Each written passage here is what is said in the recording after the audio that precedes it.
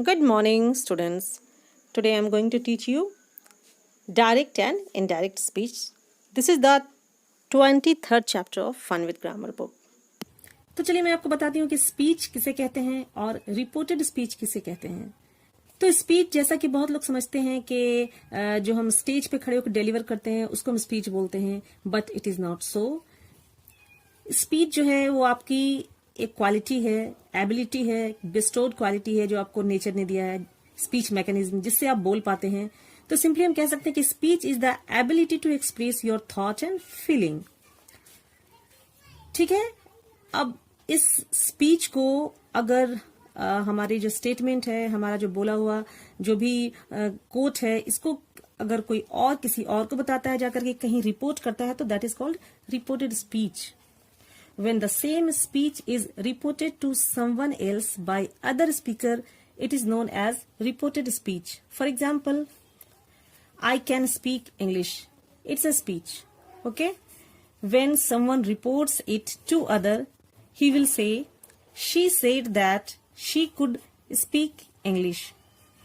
So, reported speech का मतलब ये हुआ कि हम किसी की भी स्टेटमेंट को किसी दूसरे को जाकर के कहते हैं, सुनाते हैं। इसको हम नरेशन भी कहते हैं। तो रिपोर्टेड स्पीच इंग्लिश ग्रामर में 2 टाइप्स के होते हैं, डायरेक्ट और इनडायरेक्ट। डायरेक्ट स्पीच में स्पीकर जो है उसके हम एक्चुअल वर्ड्स को कोट करते हैं। When we quote the speaker's actual words, it is known as direct speech. और सिंपली इनडायरेक्ट स्पीच में हम लोग क्या करते हैं कि स्पीकर के वर्ड्स को अपने वर्ड में मैनिपुलेट करते हैं। When we manipulate speech in our own word, it is known as indirect speech.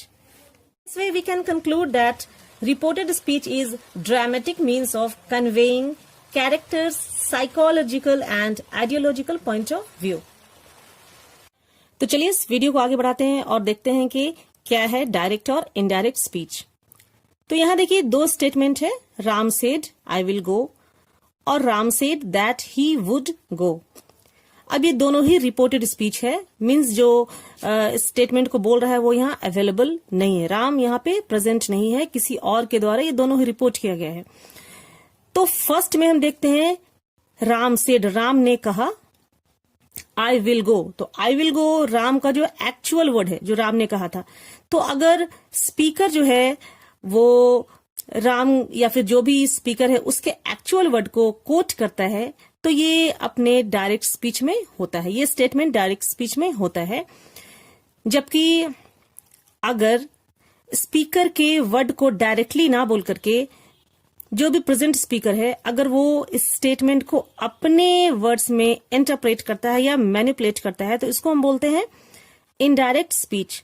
Simply दोनों स्टेटमेंट का मीनिंग एक है, ठीक है, कहीं से चेंज नहीं हुआ है। तो इसको हम कह सकते हैं ये एक तरह का ट्रांसफॉर्मेशन भी है जिसमें हम किसी के स्टेटमेंट को 2 वेज में रिपोर्ट कर सकते हैं। राम सेड, यहां सेड जो वर्ब है इसको हम बोलते हैं रिपोर्टेड वर्ब, जो यहां चेंज होता रहता है। Said, told, asked, inquired, exclaimed. Okay, ये राम सेड जो है ये है रिपोर्टिंग क्लॉज, ठीक है। और जो ये एक्चुअल वर्ड्स है स्पीकर का आई विल गो, ये हो गया रिपोर्टेड क्लॉज। तो फर्स्ट क्लॉज को हम बोलते हैं रिपोर्टिंग क्लॉज और सेकंड क्लॉज को बोलते हैं रिपोर्टेड क्लॉज। तो हम देखते हैं अगले स्लाइड में कि क्या क्या चेंजेस है जो रिक्वायर्ड है किसी भी डायरेक्ट स्पीच को इनडायरेक्ट में चेंज करने के लिए। सो फर्स्ट ऑफ ऑल जो प्रेजेंट सिंपल टेंस है जैसे कि आई गो टू टेम्पल, ठीक है, तो इसको हम सिंपली पास्ट में ये वर्ब जो है गो उसको हम सिंपली वेंट में चेंज कर देते हैं।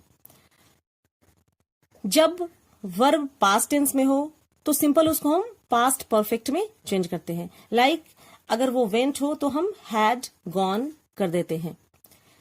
ऑक्सिलियरी इज एम आर को हम चेंज करते हैं वाज और वर में।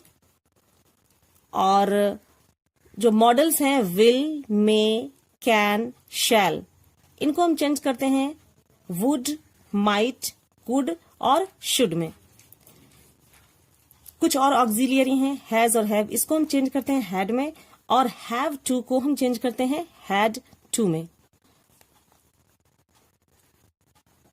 For example Ram I like mango. अब हम जब इसको रिपोर्ट करेंगे तो Ram said that he liked mango. अगर ये पास्ट में होता है राम आई लाइक्ड मैंगो, तो यहां हम देखते हैं कि जब वो पास्ट पहले से ही है तो उसको हम क्या करेंगे, Ram said that he had liked mango. तो बेसिकली जो हम प्रेजेंट और पास्ट इसमें ही हम जो चेंजेस करते हैं, और बाकी जो सिंपल है वो हम ऑक्सिलियरी उसका पास्ट कर देते हैं, और ये सारे ऑक्सिलियरी का हम मॉडल का हम पास्ट मॉडल यूज करते हैं। और उसके बाद जो सेकंड चेंजेस है वो है कि किस तरह से हम एडवर्ब को हम चेंज करते हैं। तो चलिए हम देखते हैं कि किस तरह से हम एडवर्ब को चेंज करते हैं।